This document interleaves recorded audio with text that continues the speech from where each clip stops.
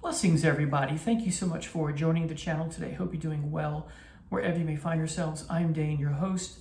For those of you who are collectors of physical media like myself, you know there's something captivating in addition to having the music about owning physical media, whether it's the lyrics that go with it, you want to follow along, or the production notes, a list of who's in the band, photographs, right? All the cool stuff you can get.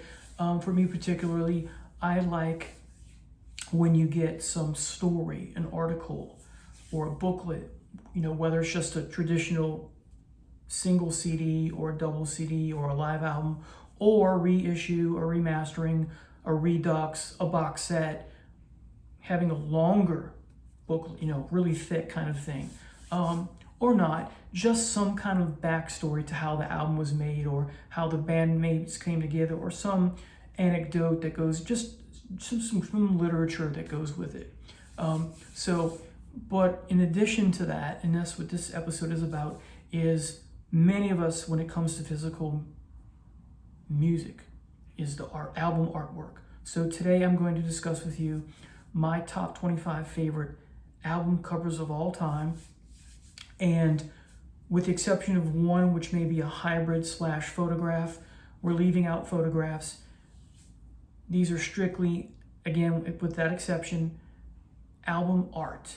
So let's dive right in. We're going from 25 to numero uno. So coming in at number 25, again, my top 25 favorite album covers of all time. I'm wearing the t-shirt for 25. Larks, Tongues, and Aspic. You have the sun and moon together. I love the maroon border with the white background. Of course, many of you know that this is also the iconic symbol of the Procter & Gamble company. They make toothpaste and whatnot, but I've seen many a tattoo similar to this or this actual one. I'm not a tattoo person, not my cup of tea, but I have the t-shirt to represent this album and of course one of my favorite bands of all time. So I just love the sun and moon combination. So again, 25, Larks, Tongues, and Aspic by King Crimson. Next, number 24, my favorite album by them as well, Show No Mercy, Nazareth. I just love the coloring of the floor, I guess, where the battle is taking place. I love Frazetta's artwork. This is the 2 CD set. We have some alternate versions of some of the same, if not most of the same songs. This is fabulous. Well, I have it up. You get great photos of the band. And then there's one more right there. All right, so number 24, Nazareth. Show No Mercy, again, Frazetta art cover. Now, number 23, kind of creepy looking, but I found myself, when I got this as a kid on vinyl, always looking at it. And Whitesnake's Come and Get It, great album as well. And of course the back, even creepier because the snake has gotten out of the glass or magic apple. I won't say much else about the album cover. I do like it, but there, at least to my interpretation, there's a couple of ways, including the back, there's a couple ways to interpret this album cover in a Freudian way. Anyway, so that is number 23. Also the t-shirt for that album as well. Number 22, Screaming for Vengeance from Judas Priest. I remember when I first saw this album in the store as a teenager, I glanced at it and then I was like, I saw it in the corner of my eye. And then I looked at it again. I was like, I really became captivated with this album cover, but I hadn't heard the band yet. I've heard of the band name, but I didn't know their music. And then lo and behold, not soon thereafter, the radio station that I grew up listening to up to probably my mid-20s, WRNO, were the Rock of New Orleans, what that stood for. I don't think they're in existence anymore, not in the format that it used to have anyway, but mostly rock, hard rock, and pop, like the Beatles, that kind of thing. But so they had a program called Album Hour, and before I go to bed, I listened, and that's where I discovered this album. This is where I came in with Judas Priest. And then so I went back to the store and they had another copy, or it could have been the same copy, and I picked it up. But when I picked it up, I was like, I don't remember it looking like this.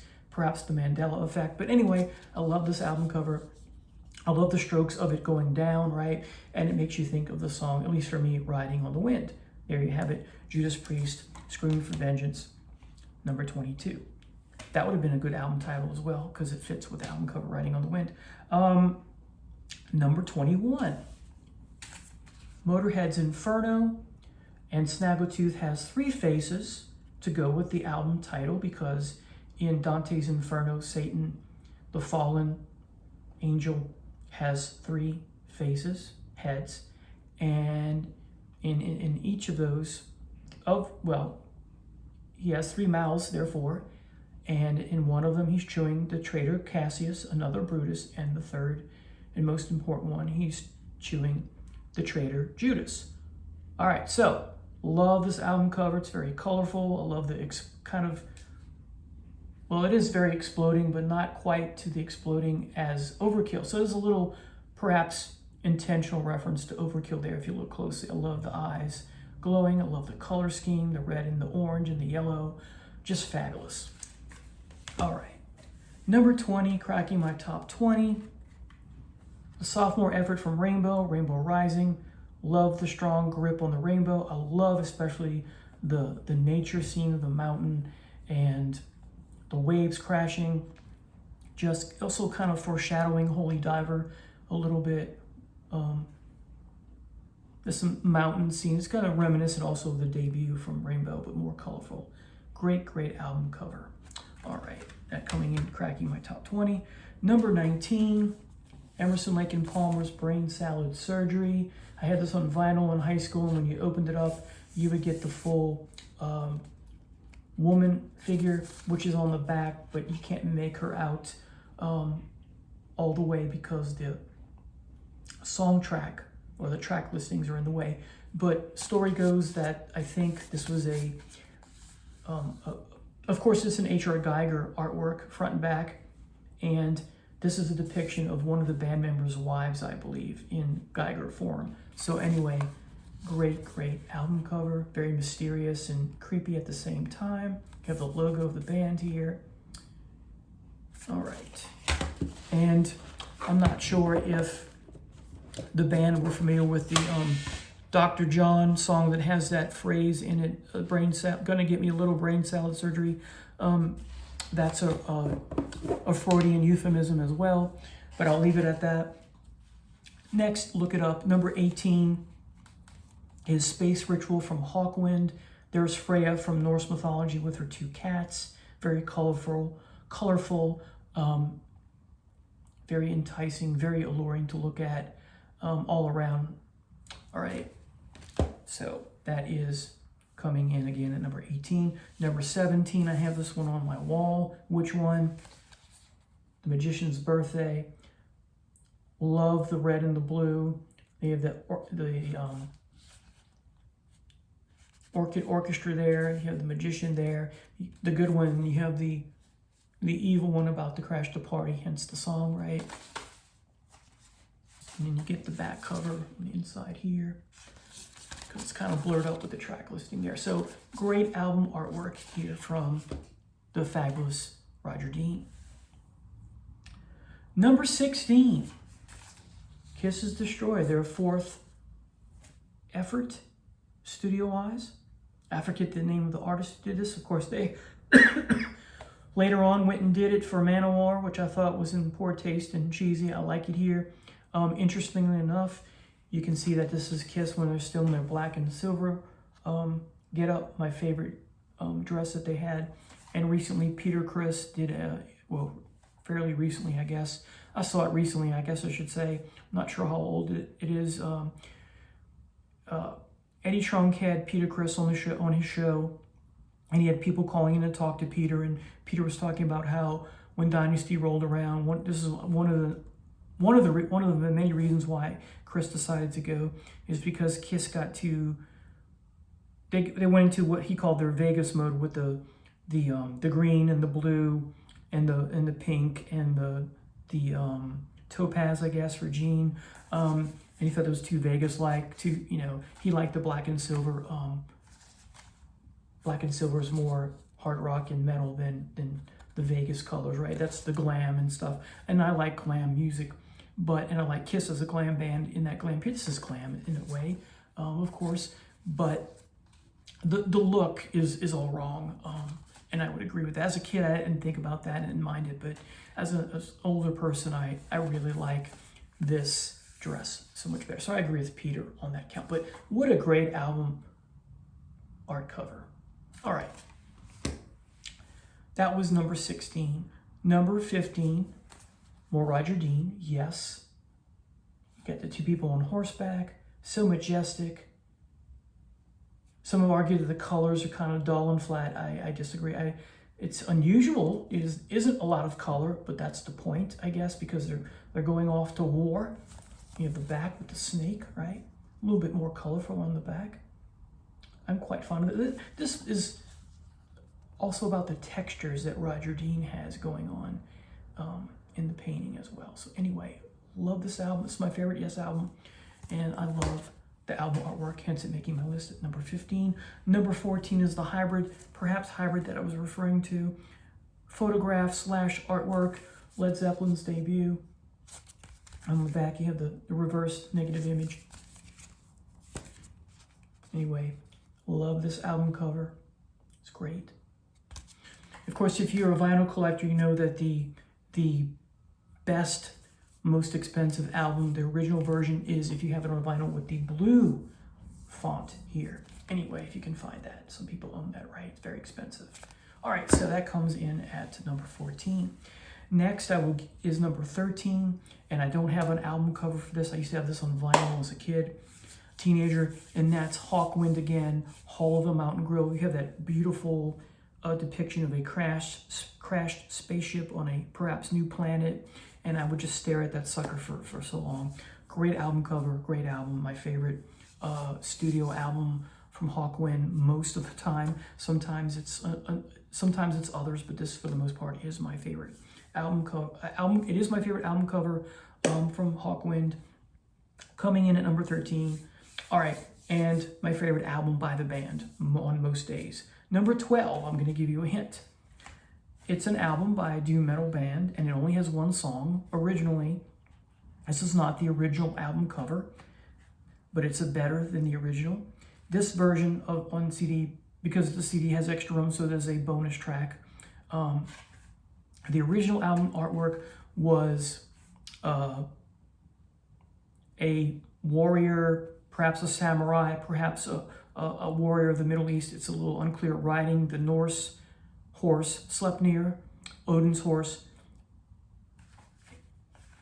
Dope Smoker from Sleep makes you think of Dune, right?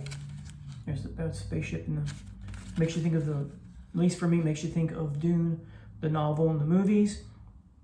Perhaps makes you think of Mad Max, perhaps. And then you get the night scene of that on the inside. So coming in at number 12, Dope Smoker. All right. Number 11 is from a box set, and it's a twofer. So thank goodness you have the album art on the top and the other album underneath that, because one is superimposed on the other. And so I'm talking about Uriah Heep's Firefly. You can kind of see the gun, the upside down gun with the wings, but underimposed, I guess, right here is the handle of the gun, or rather the other part, the handle's over here. So anyway, you get this majestic look. It looks like something from a children's book, but I love it. It's very colorful. You have the waves underneath, and the gentleman here, young man riding this gorgeous giant firefly. You have the moon and sun, very similar to King Crimson in parts, right? Just so beautiful. I love this. I don't know who the album designer is, but I love this. It's beautiful, isn't it? It's gorgeous. Great colors. Next, I don't have a CD to show you, but I had this on vinyl as a kid. Molly Hatchet's debut, another Frazetta album cover. Is very creepy, but I would often stare at this. It makes me think, and I don't know if it's intentional or not, I want to say yeah, of the Nazgul from Lord of the Rings. When I watch the movie, it makes me think of that album cover as well. So again, the debut from Molly Hatchet, the Frank Frazetta debut album art. And it was more to follow from his art with that band as well. Number 9, I love this album cover. Killing Machine, although here in the States it's called Hellbent for Leather. Either way, I have the t-shirt for this. I have two versions. I have the heathered version where it looks like you know, the color is flaking, but it's not. It's just how it's made. And then I have a better version where it's not heathered, and so it's more bright and colorful because it doesn't look like it's gonna flake off. Anyway, love this album cover. Some active violence has taken place that it's reflecting, or it's just simply blood from him killing his victim on his glasses. I guess you can interpret both ways. Either way, great album cover, great album art. Coming in at number 9. Number 8 is also on my wall. Farewell to Kings. Love the blue. Love what the story is telling here, or the album is telling. What story is the album art telling? And part of it is with the back there, the marionette or puppet is no longer being made to act. So the king is gone, the monarchy is dead, politics is getting better. We have a new modern society, hence the high rise in the back. I love it. The crown is off his head. So much. This is a thematically rich album, whether you're talking about the front or the back. Thematically rich. I love that, hence, you know, me being an English teacher. And while this is one of the most ugliest album arts of all time, there is a comparison between this and Led Zeppelin 4. Unfortunately, this is the 2-disc version, in the sense that I can't show you the original album artwork on the back, where, very similar to this, you had a high-rise building on the back to show you that, because when you opened it up, this was just a wall left of a house that is pretty much collapsed, and showing you that time has passed, moving away from an agrarian culture to a high-rise modern culture. So very similar. This one more political than this one, although you could argue that they both are political in a sense. And I have done in my English class, not recently, once in a while, do this where I present both album artworks, the original for this, and show them how they're similar and how they're related to transcendentalism and British romanticism thematically. So that's why I'm a big fan of this. I have a t-shirt for this as well. I know some people don't like the album cover because of the goofy look on the king's face, but aside from that, I still love it. It's one of my favorite, hence number 8. Number 7, I used to have this on vinyl. I wish I still did, but Stormbringer, Deep Purple. Not riding the rainbow like in the song, but riding the tornado here. This is a tornado going away or springing up, and you have this beautiful Pegasus at the top here, and this rainbow-looking lightning bolt, the clouds, and this is my favorite Deep Purple font. I hate just the DP logo, and I love this more crimson-y purple, if you will. I love this. This is fabulous. And you have the barn at the bottom. Great, great album cover. Coming at number 7. Number 6 is the debut from Boston. Remember what it said in the liner notes? Listen to the record, right? Great. You have the earth coming to an end. It's about to explode. And you have the ships and countries, I assume, leaving, because there's more than one. This is, of course, the city of Boston. You can see the city skyscraper, or landscape and skyscrapers at the top. It's the whole city, right? And we're meant to assume just they're too far away. These are other cities, perhaps, and there's others in the background. So everyone's fleeing to a new world, and that's when you get the story continues with the follow-up, Don't Look Back, where the Boston ship has landed on a new planet. So here you go. That's also another great album piece. So coming in at number 6, Boston's debut. Number 5, Sad Wings of Destiny.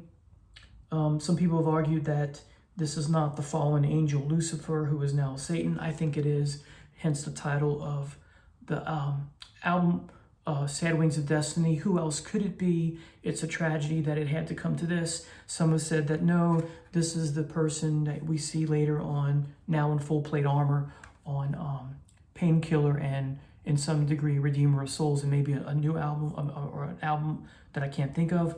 Either way, regardless of interpretation, I love this album artwork. in KK's Priest on their tour. I don't know if they're still touring, but if you can look it up on YouTube where there are different songs. The one that I saw was they do a version of Victim of Changes, and Tim Ripper Owens is doing an amazing job, and they have this in the background as either a piece of art or just thrown on a screen. I'm not sure. I think it's a piece of art that they made for it. But anyway, this is fabulous. I gotta show that again. I just love it. Set Wings of Destiny. All right, number 4, Frost and Fire from Cirith Ungol. We have their mascot, Elric of Melniboné, taken from the Michael Whelan painting that he did for some of the books that this character comes from, the Michael Moorcock series, The Eternal Champion, where Elric is one of the many incarnations of that Eternal Champion, who either fights on the side of chaos, order, or neutrality. So cool. I have a t-shirt for this.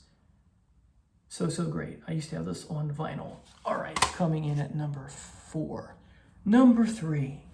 This is such a colorful album cover, and it tells a story. It's the continuation of the previous album. I love when bands do that. There's one I just mentioned, right? And the previous album was a live album, hint, hint, talking about Journey's escape. Look at the colors there. You have the Journey spaceship, the Scarab Beetle, escaping from the planet or the egg. Of course, it continues the story because the previous album was captured, hence a live album, captured live. And on the back, you have the band, trying to get out of that sphere that they're in. And the front cover is the Scarab Beetle over and over again, like a mirror within a mirror, stuck in that bubble, so to speak. So now they're escaping. So colorful. I love it. And then there's the back. All right, Going Home, I guess. Love this album cover. Great album too. All right, number 2 is also on my wall. Demons and Wizards, another Roger Dean album artwork. You have a rainbow demon or wizard or both. Hybrid here maybe. And then you have this wonderful waterfall. And this has more, even though it's flat, this has more of a false texture to it than Magician's Birthday. And I do like this one since it's higher up. So love the stars. You have the moon and eclipse here, or black moon. Either way, fabulous artwork from the beautiful and wonderful Roger Dean. And finally, Kiss, Rock and Roll Over. It's cartoony. You have a saw blade, right? You have the great Kiss logo here with the lightning spikes, and you have all 4 members of the band in their superhero / makeup garb. It's the same thing on the back. It came with a nice sticker that I unfortunately put on my door in my closet when I was a child. Not thinking about, the money I could one day have from it. And you have the saw blade again on the disc. So very, very colorful, right? So there you have it, folks. These are my top 25 favorite album artworks of all time. Have a blessed day. Take care now.